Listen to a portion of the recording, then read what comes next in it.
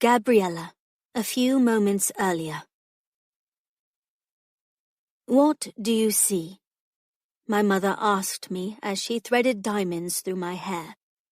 "Our city," I replied, although in truth, I struggled not to gawk at my reflection in the grand windows, and instead focused on the sea of gold and glitter that made up the crowded streets.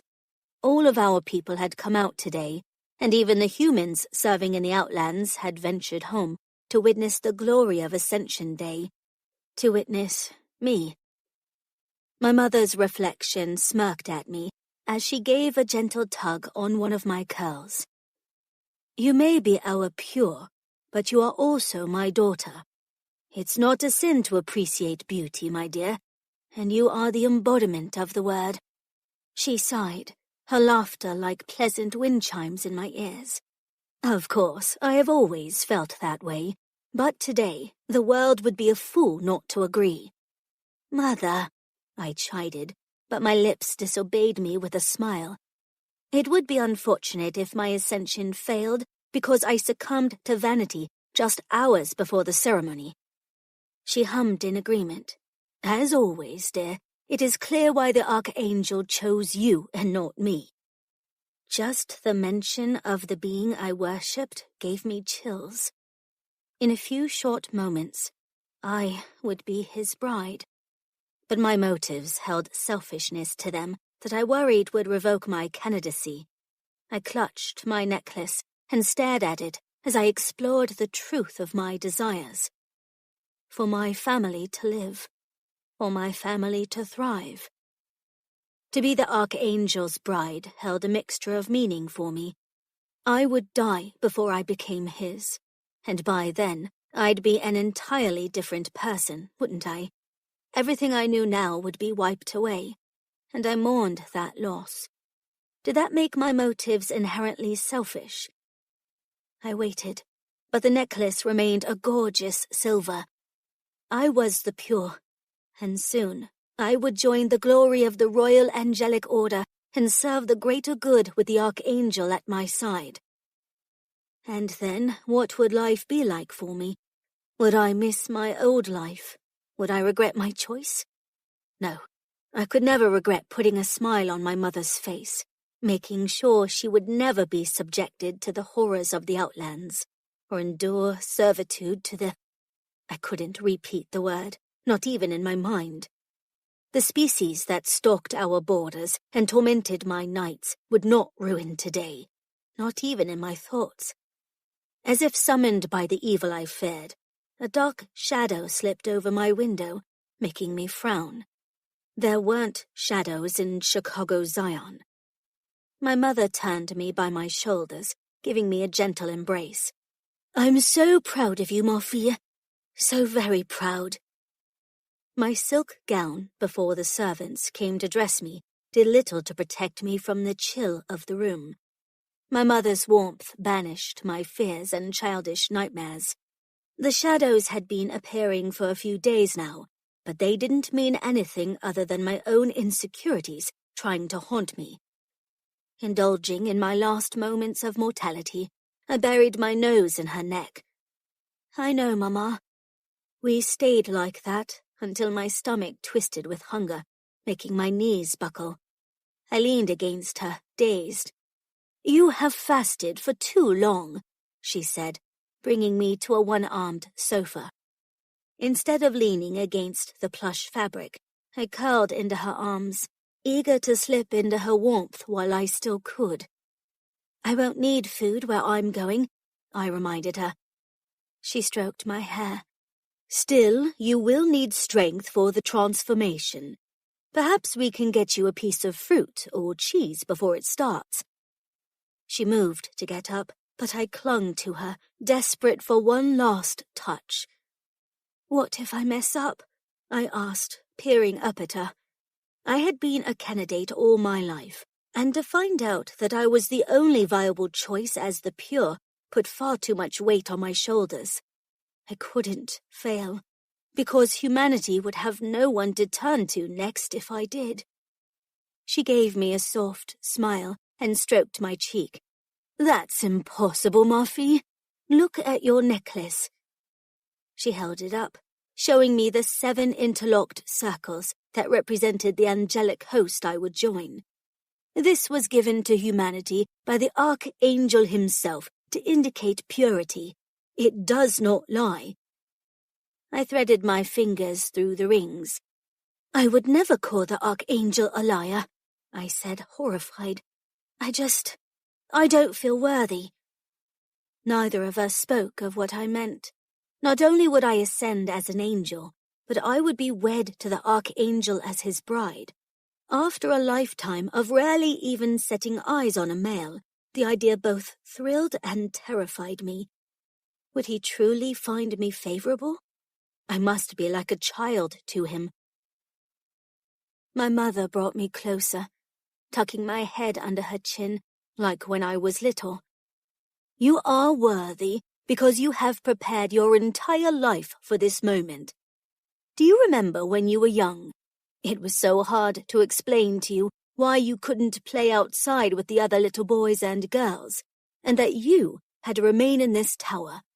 It's been a long road for all of us, filled with sacrifice and prayer. She squeezed me as her voice strained with emotion. The biggest sacrifice of all is to come, and it is Zion that must prove itself worthy of you, Muffy, not the other way around. You are the pure, and you will give our world 500 years of happiness and peace while you bless the angels with your light and your smile. There will be generations who will pray to you, and you will watch over us and protect us. Isn't that a wonderful thought? I couldn't answer, not unless I wanted to break down in tears. Instead, I gave my mother a tight squeeze before I pulled away. Yes, you're right. I heard the unspoken message in her words. Giving up my mortal life wasn't just a sacrifice for me, but also for those who loved me. I would make sure that sacrifice would not be in vain. Come on, my mother said, wiping her tears away as she lifted gracefully to her feet. I have one last surprise for you. I raised a brow as she rushed to the drawer and pulled out a dazzling headpiece that had probably cost half of her life earnings. It spanned in a beautiful silver arch, dangling with diamonds. Every angel needs a halo, she said with a whimsical smile. I procured it from Henry himself. I raised an eyebrow. The elite merchant class chief? I didn't even ask how she'd managed that. The merchants usually reserved their wares for the angels and Zion, first and foremost. Then again, in a few short hours, I would be an angel myself. Batting my eyes to stem the tears that threatened to flow, I sat while she pinned the headpiece in place. I allowed myself one true glance at my reflection, and gasped. I rarely wore such revealing attire, mostly because the Purity Tower ran cold most of the time. In a few short years, my body had blossomed into a woman's, and the silk hugging my curves did little to hide that fact. With my hair in perfect curls, and the incredible headdress at my crown, I couldn't be recognized as Gabriella Lumiere. No, this was the pure, the mortal who would shed all worldly pleasures in exchange for hope and peace. A melody drifted in from outside as thousands of voices chanted a prayer, not to the Archangel, but to me. They believed in me, just like my mother did. I curled my fingers over the thin fabric as resolve swept through me. I'd no longer question my worthiness, because to do so would be to insult those who trusted their hearts to me. The door creaked open as servants swept into the room, making no eye contact as they diligently began their work.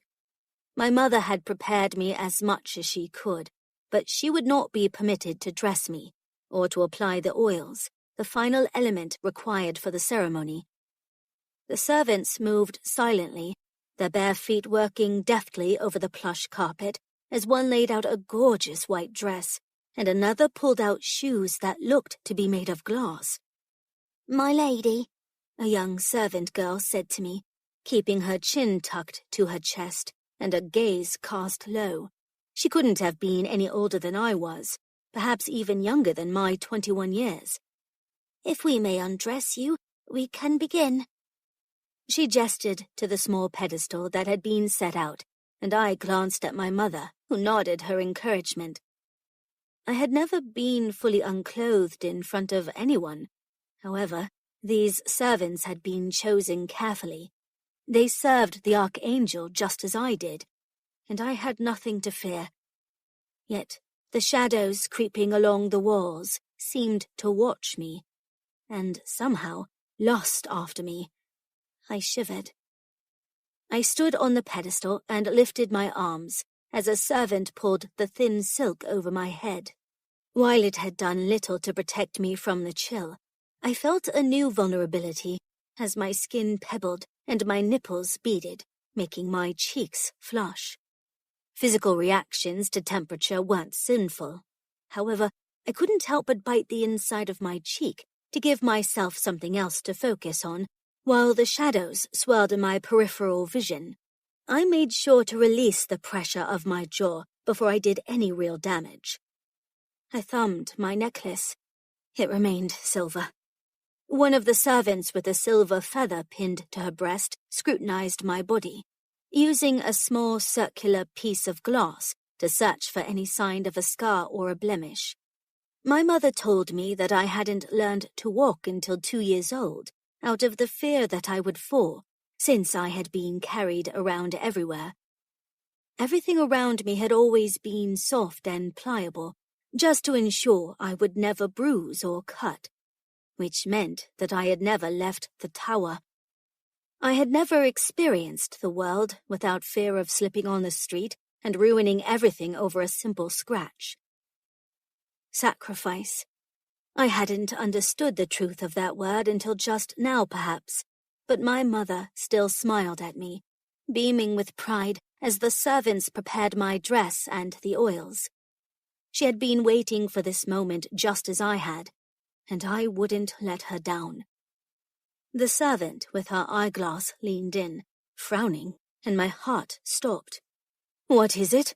my mother asked, irritation plain in her tone. "The Archangel is waiting." Ignoring her, the servant blew a gentle breath at a place underneath my left breast, then relaxed. "It was just lint. Didn't we tell you to wear the silk dress?" Yes, of course, but that nightgown had been in my dresser for years. It was bound to collect a little lint. "Never mind," the servant said, leaning away. "You are without a single blemish, and a suitable pure candidate." My mother's irritation waned, while my heart restarted again. "What's next?" my mother asked. The woman with the silver feather pin gestured to 2 servants, one who brought a bucket of water and the other who presented a silver chest. They opened the latter, revealing bottles of thick oil that shimmered like liquid metal. They each poured the substance onto their hands, and it melted over their skin, glittering like fine snow. They placed their hands on me, and battling sensations made me gasp. Hot and cold warred with one another as they spread across my skin. But after a moment I realized that, while it felt peculiar to me, the oils did something else to the servants. Their jaws clenched, and one released a soft whine as she crumbled, earning a scowl from the silver-feathered servant. "Not a sound," she chided. "You mustn't contaminate the Pure's baptism." "You're suffering," I said, not aware that this would be part of the ceremony preparations. "We must prepare you," the servant said as she oversaw the work. "The oils come from Zion itself, a gift from the Archangel.